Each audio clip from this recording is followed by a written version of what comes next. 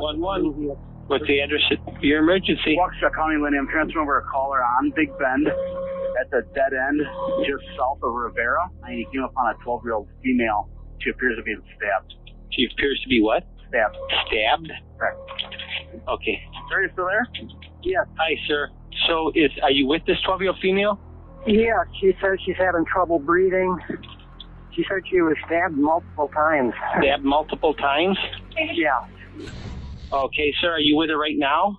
Yes. Is she awake? She's awake. Is she breathing? Yeah, she's breathing. She said she can take shallow breaths.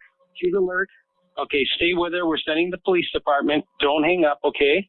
Okay. Okay. Hold on just a minute, sir. We're sending officers. Okay. Is there any assailant around? I didn't even look. I don't see anybody. Is there any bleeding going on? Her clothing has got blood on it. Where are the wounds? Do you see where the wounds are?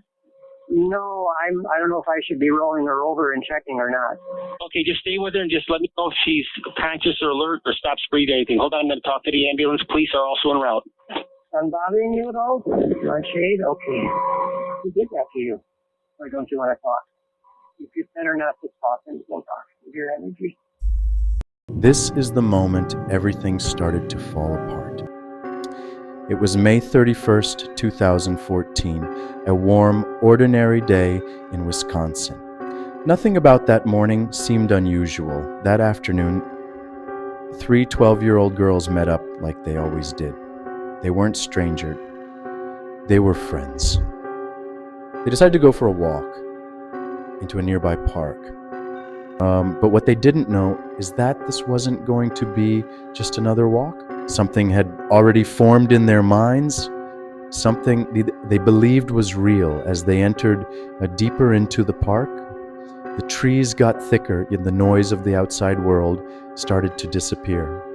And in that silence, a decision was made. 3 girls walked into that park, but only 2 of them would ever walk back out.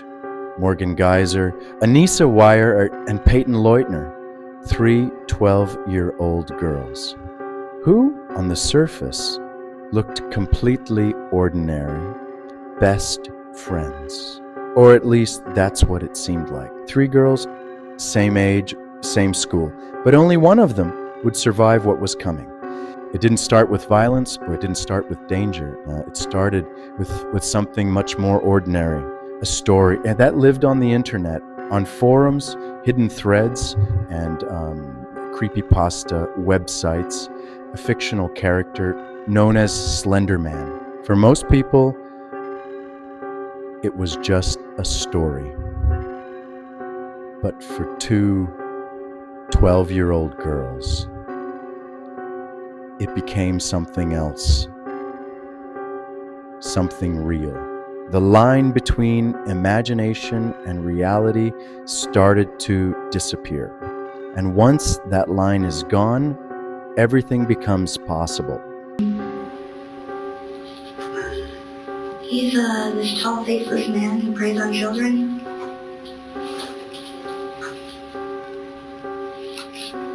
Because we were by the forest and we couldn't help ourselves. So he's a tall, faceless man? Mm-hmm. Why are you trying to find him? What? Why are you trying to find him? Because Anisha said he could help us. I never thought that he might kill us if we did find him, though, because he has a tendency to do that. Have you ever met him? No. You've never seen him. Who tells you about him? He's everywhere. So many things about him. Where did you read yourself about him? It's called creepypasta. Anissa thinks he's real, and she also thinks Jeff the Killer's real because there's somebody in Milwaukee who's called a smiley face killer, and she thinks that Jeff the Killer's him. It was weird. I felt no remorse. I thought I would. I still have this idea in my head that it was necessary. So you didn't feel any, it was weird that you didn't feel any remorse? Mm-hmm. I actually felt nothing. Nothing. During questioning, Morgan said something that shocked investigators. She said she didn't feel anything. no panic, no visible fear, no emotional reaction the way people expected. But the question was not simply, why doesn't she feel guilty? The real question was Morgan emotionally detached, or was her perception of reality deeply distorted? During the investigation and court evaluations, psychiatrists examined Morgan's mental state. They discovered a history of serious psychological symptoms. Morgan was later diagnosed with schizophrenia, a disorder that can affect the way a person experiences reality. For some people, schizophrenia can involve hallucinations, hearing or seeing things that others don't experience, or developing beliefs that are disconnected from reality. But experts had to answer a much harder question. Was Morgan simply pretending, or did she genuinely believe what was happening? According to evaluations, Morgan had shown signs of unusual beliefs and hallucinations before the crime. The investigators wanted to understand how a fictional character from the internet became something she perceived as real. And this created one of the biggest debates of the case. Was she a dangerous criminal, or was she a child experiencing a severe break from reality? Because sometimes the most frightening part of a crime is not what happened. It's trying to understand what was happening inside someone's mind. But the most disturbing part of this story was not just that they knew about Slender Man, it was that they started believing he was real. To most people, Slender Man was just a fictional character, a scary story created on the internet. But inside Morgan and Anissa's minds, that line between fiction and reality started to disappear. According to investigator, the girls believed Slender Man could hurt them and even harm their families. They thought he was watching them, and they believed they needed to prove themselves. This is where the story takes its darkest turn, because they no longer saw Slender Man as a story. They saw him as someone they had to obey. They believed they had to prove their loyalty, to show they were worthy. They believed they had to do something impossible to undo. And somewhere along the way, fictional horror stories stopped being entertainment and became the reason behind a real-world crime. The two girls made a decision, and their friend, Peyton Leutner, had no idea what was waiting for her.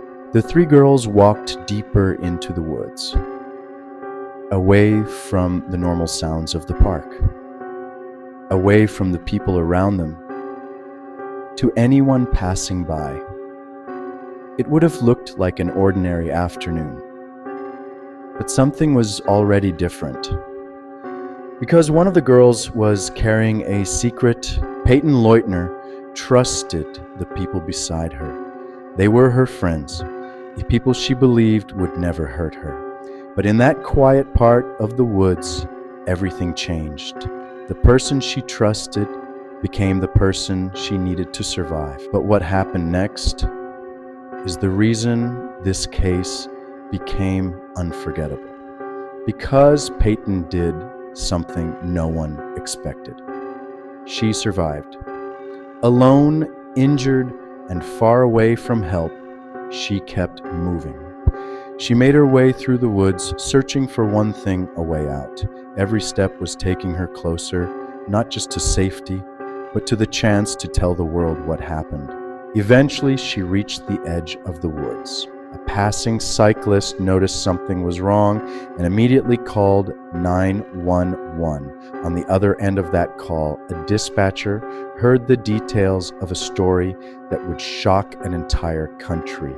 And a 12-year-old girl had survived something almost impossible.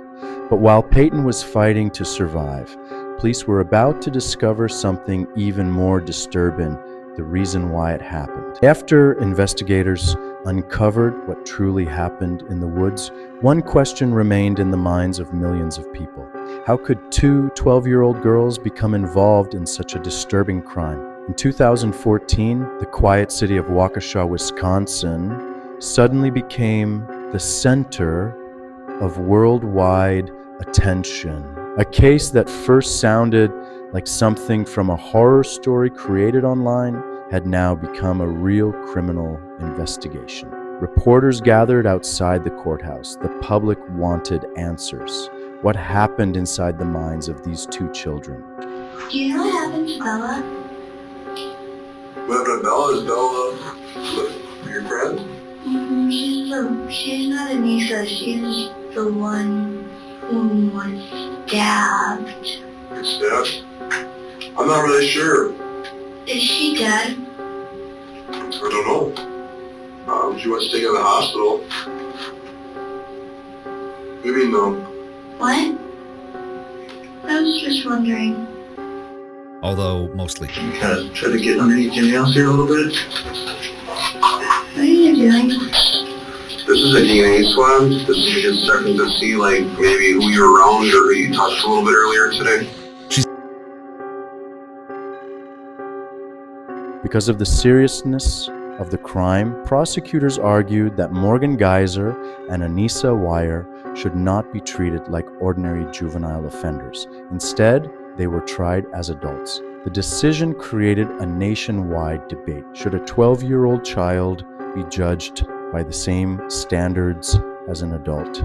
But during the trial, the most important question was not only what did they do, the bigger question was, did they understand yet what they were doing? And this is where psychology became a major part of the case. During psychiatric evaluations, experts testified about Morgan Geyser's mental state.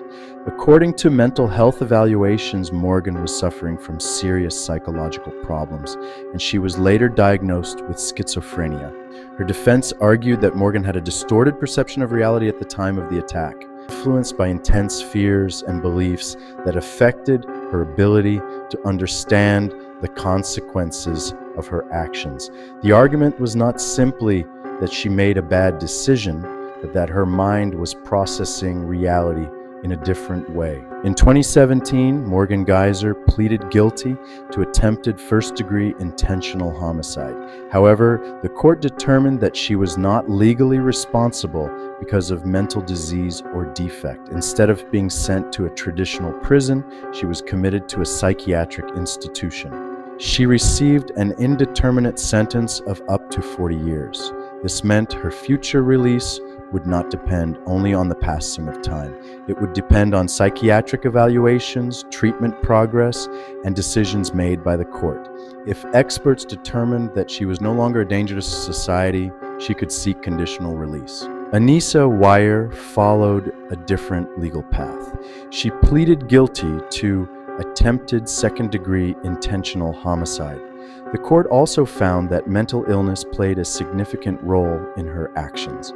Because of this, she was not sent to a traditional prison. Instead, she was committed to a psychiatric facility. Her sentence allowed for confinement of up to 25 years. But just like Morgan's case, her future depended on treatment, evaluations, and whether she could eventually return safely to society. But this case was never only about what happened in the woods. It became a much bigger discussion about childhood mental illness and criminal responsibility. A difficult question that still creates debate today. If a child commits a terrible act because their understanding of reality has been severely affected, should they be punished like an adult criminal, or should they be treated as someone who needs intensive mental health care? Slender Man was never real, but the fear, the belief, and the consequences that followed were completely real. A story created online ended in a real courtroom, with a real victim, 2 young defendants. A 12-year-old girl had survived something almost impossible. But while Peyton was fighting to survive, police were about to discover something even more disturbing, the reason why it happened. They begin when the line between fiction and reality disappears. What do you think? Should children with severe mental illness be punished like adult criminals, or should they be treated differently by the justice system? Share your thoughts in the comments.